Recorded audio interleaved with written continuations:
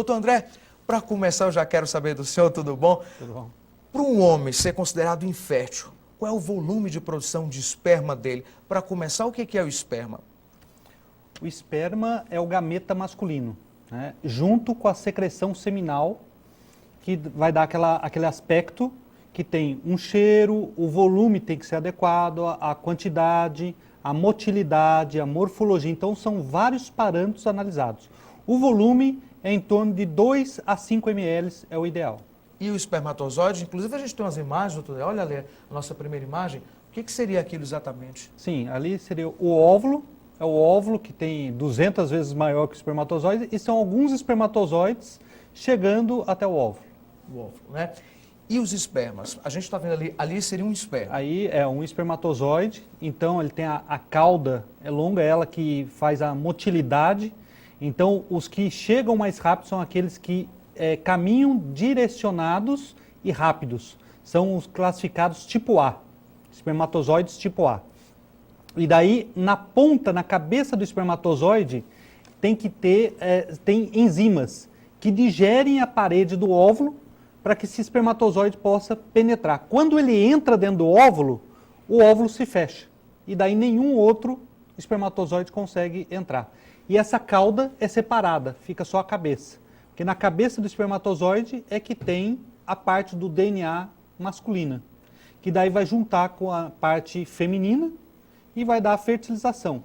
E daí o desenvolvimento do embrião. Isso aí seria o processo natural. E a infertilidade, doutor André, onde é que ela começa? Por que alguns homens não conseguem passar por esse processo? Então, justamente por alterações nesse espermatozoide. Então, ou a morfologia está alterada, então às vezes ele tem duas cabeças, esse espermatozoide, ou ele não tem cauda, ou tem a cabeça redonda. Tem vários tipos de alterações que impedem muitas vezes esse espermatozoide de chegar até o óvulo, ou de fertilizar esse óvulo.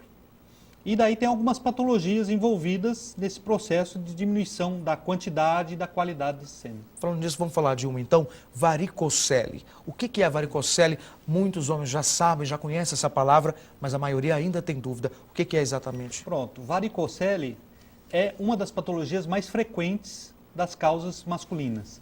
São varizes no testículo, como as mulheres têm varizes nas pernas, o homem pode ter varizes no testículo, e essas varizes aumentam a temperatura do testículo e diminuem a produção e a qualidade de espermatozoide. Então, isso pode começar ali já na adolescência.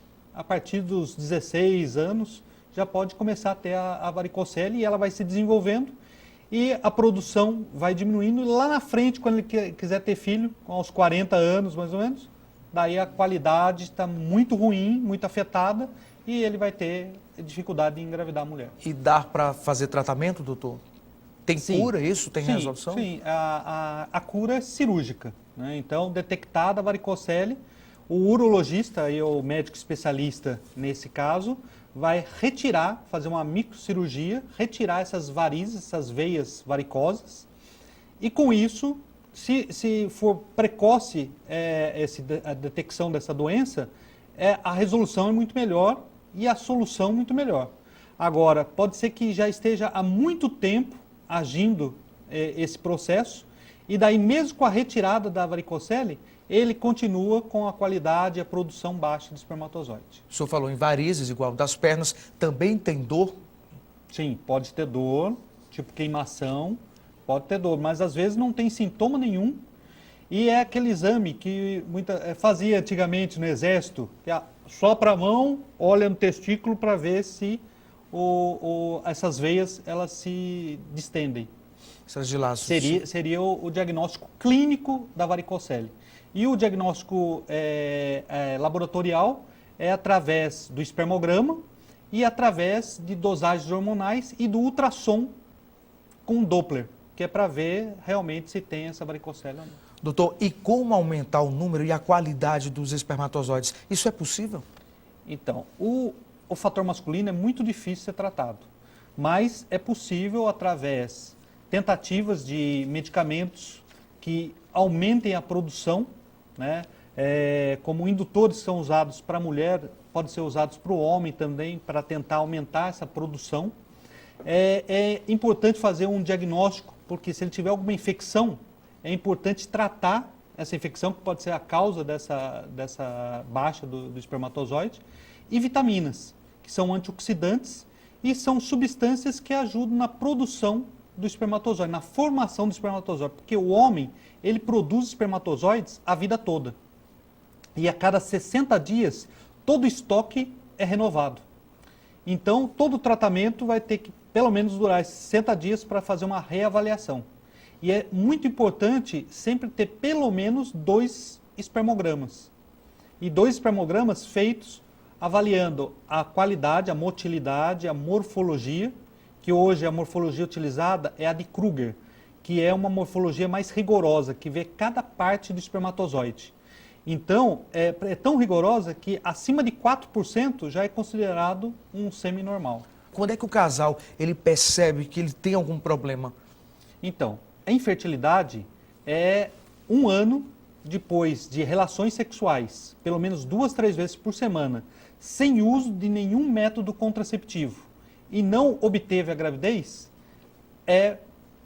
já para procurar o especialista para fazer uma avaliação para ver o que está acontecendo.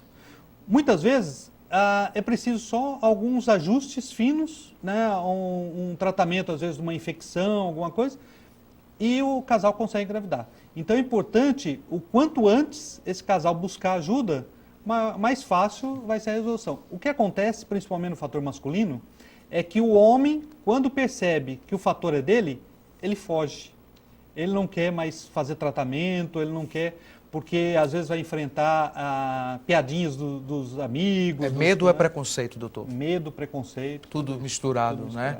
Olha só, e falando nisso, durante todo o programa de hoje, nós vamos acompanhar a história de um homem que sonhava em ser pai. Mas para isso, ele precisou da ajuda da medicina. Essa é a história de milhares de homens que estão em busca desse sonho. Vamos ver então.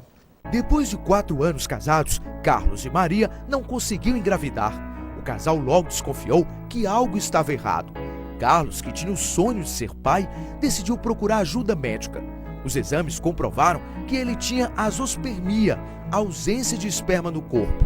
Nesse momento, ele descobriu que não podia ser pai pelo método natural. Foi bastante difícil porque acredito que não tem um homem que não queira ser pai. Então, isso se tornou um trauma na minha cabeça.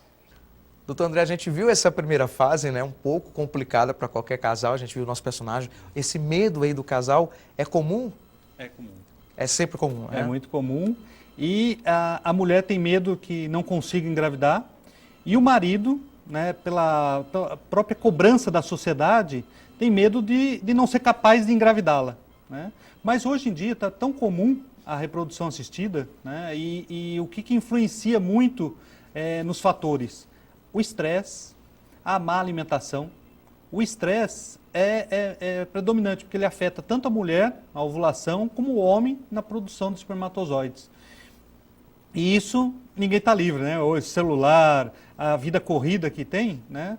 Só que o importante é o seguinte, principalmente a mulher, porque a mulher hoje está ganhando o campo de trabalho, estudando e deixando a maternidade para mais tarde. Ela é que não deve deixar a maternidade para mais tarde. O homem, o ideal é até os 40 anos, porque depois dos 40 anos também começa a haver uma queda, tanto da produção como da qualidade naturalmente desses espermatozoides. Que já é considerado normal, né, doutor? Que já é considerado normal. Agora eu queria saber do senhor, como é que reagem os homens ao saber que não produzem espermatozoides em quantidade suficiente ou com a qualidade adequada para a gravidez, como a gente viu aí essa primeira fase da nossa matéria? Então, daí sempre assim, doutor? Ficam muito apreensivos, né, para saber como resolver, né? O homem já é mais prático, né? Então, será que uma inseminação resolve? Depende. Se os fatores, se essa alteração não é muito grande, se é uma motilidade que está um pouco alterada, a morfologia um pouco alterada, mas tem uma produção boa, é possível fazer a inseminação, que é o quê? A capacitar o sêmen, dar uma melhorada nesse sêmen no laboratório e colocar dentro do útero da mulher na hora que ela está ovulando. Então, isso tudo é acompanhado. Há chances, em torno de 20% a 25% de chance de engravidar a cada tentativa dessa, que já é muito próximo do natural.